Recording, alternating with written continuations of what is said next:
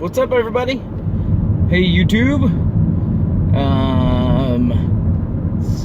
This morning, so good morning, afternoon, because I don't know when this will come out.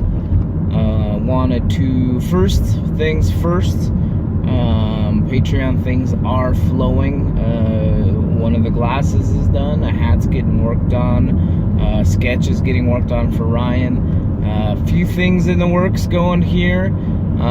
There will be a new episode out today or tomorrow. I'm working on making sure that happens. Otherwise, I watched The Blacklist last night and I watched Arrow last night. Both of which were decent, they were okay, they were fine. Blacklist was a little bit of a red herring episode.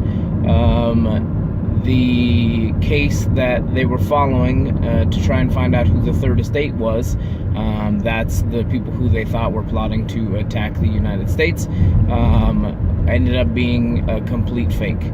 I mean, the Third Estate was real, but the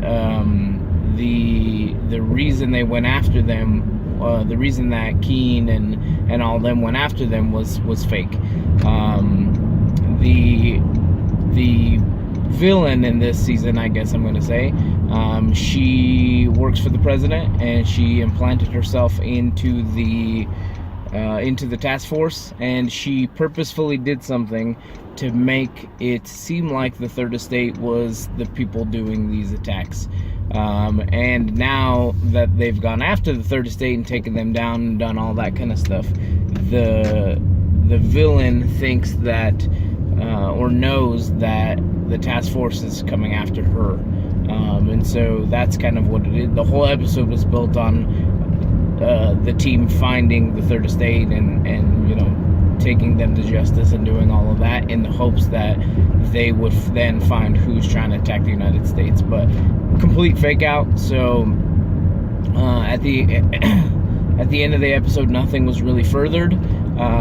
The only thing that was furthered was we are a little bit closer to finding Keen's mother.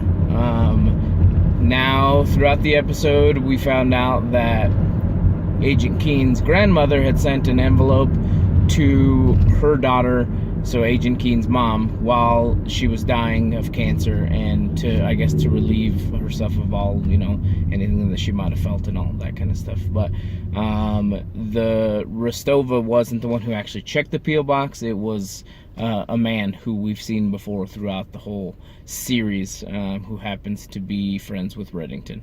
So that's the only thing that was really solidified, as we're a little bit closer to finding if Rostova is alive or was alive, or any of that kind of stuff. But otherwise, there wasn't really much there. 2-hour event to come next week to hopefully further that storyline. Arrow was good, but again, it was a little bit of a red herring episode as well. Team Arrow thought that Emiko stole Archer, which is it was Felicity's all-seeing, computer software that if they have your DNA on file, they can find you at any point in the world with just your DNA being on file. But they stole that. Emiko did. They stole that piece of equipment just to find some kind of biological weapon, which always seems to be some kind of case in this show. Always a lot of biological weapons. But that was really it. Again, at the end of the episode, Felicity takes Archer offline. I think she infected it with a virus. She takes it offline, so they can't use it anymore. But you find out that they didn't really care. That's not, they only used it to get this weapon. So they don't care. But Archer is offline, and it doesn't sound like Felicity's going to create it again. But her friend had that kind of devious eye when the scene cut about recreating it. So I think she's going to go behind Felicity's back and create it again. During the episode, we got to meet Diggle's stepfather, and we got to find out, that Diggle's dad had died on a mission and things like that. And there was, a whole big thing of why Diggle hated his stepfather, because Diggle thought it was his stepfather's fault that his dad had died. But but his stepfather was actually trying to protect him from the truth, because his real father actually died by doing something negligent. And at the end of the episode, his stepfather says every child who's lost their dad should imagine that they lost a hero, that they lost him in a hero's way, and then they can think of him as a hero. And so that's why the stepdad told Diggle that he was the one responsible, so that Diggle didn't have to think that his dad was a failure or something, things like that. So, which it actually ended up being kind of cute, but it was a good episode. But again, I felt like it was a transitional episode to something. Emiko, we find out that Emiko's mom was murdered by Dalton, by, I don't remember the main guy's name, but by the guy who leads the circle that she, or who used to lead the circle that she leads now, of all these assassins and such, the Ninth Circle. He killed her. So Emiko, if everybody's not watching, Emiko is Oliver's sister, from a different mother.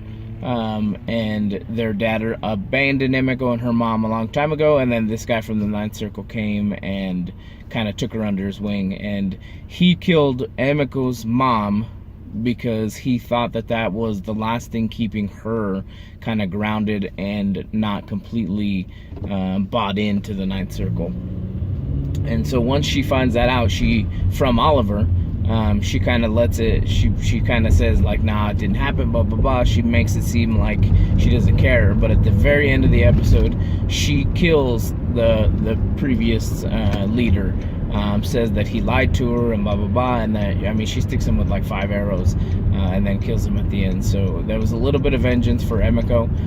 Curious to see how that goes for her in the future. I know she's got her loyalties to the Ninth Circle, but it seems like Oliver might have gotten through to her there for at least a couple of minutes. So we'll see how that goes. We'll see how the future scenes connect with the present scenes, because this whole season, if you've watched any Arrow, there was a ton of back flashes, but in this season there was a future flash. So a lot of the time you'll see some events that are unfolding in the future, so you get a glimpse of what happened from whatever the events were in the present. So but it's hopefully they'll meet. Hopefully they can change what happens in the future. Who knows if that's even possible, but you're in the Arrowverse, usually time travel and time things are possible no matter what. But they're good. I can feel like that Felicity's time is winding down in Arrow. I can get a sense for that. She says that she wants her legacy to be beyond Team Arrow. She wants to go do something on her own. So we'll see. But it sounds like, the next season is obviously the last season, so everything is winding down. But the Felicity's storyline ends this season, so you can kind of get a feel that she in her mind is starting to move forward and move on. And so I'm interested to see what that looks like. But watch Blacklist, watch Arrow. I have not caught up on The Flash. That's the one I'm really excited to catch up on. And obviously there's some other things going on. Like I said, new episode to come out today or tomorrow. We did also record an interview with Iconoclast. Io is his real name, but Iconoclast is kind of what it goes by on the books. We interviewed him about No Gods, No Dungeon Masters, so another Dungeons and Dragons book. I have not read it. I think Gabe has, and he had a t-shirt that he bought at San Diego Comic-Con last year that was really cool. We interviewed him, but I think that interview will come out next week. The interview with Frank Gogol will come out at the end of this week, and then the next interview will come out towards the middle of the week after. So you've got a new episode and 2 interviews coming out in the next week and a half or so. So a lot of cool content coming forward, plus we're still doing these, and I'm trying to think of some other stuff that I can do for our Patreon supporters. We appreciate you guys a lot, but I am getting your product ready too. your gifts. And again, much appreciation to all of you. But if you guys liked Arrow or Blacklist, leave a comment somewhere down there, or shoot us an email at outsidethelongbox@gmail.com. You can always leave us a voicemail at 970-573-6148. Facebook.com/thinkingoutsidethelongbox. Twitter and Instagram at outsidelongbox. I think that's it, guys. It's Tuesday morning. Hopefully you guys are having a good day. Go have some fun. I'm here at work all day today from open to close. But hopefully you guys are having more fun than me. If any breaking news happens or anything, I'm sure we'll post it up on the Facebook page. Keep aware of that. Hopefully you guys see all the interviews and all that kind of stuff. And like I said, hit us up. Hopefully you guys are having a great day. I'll see you later.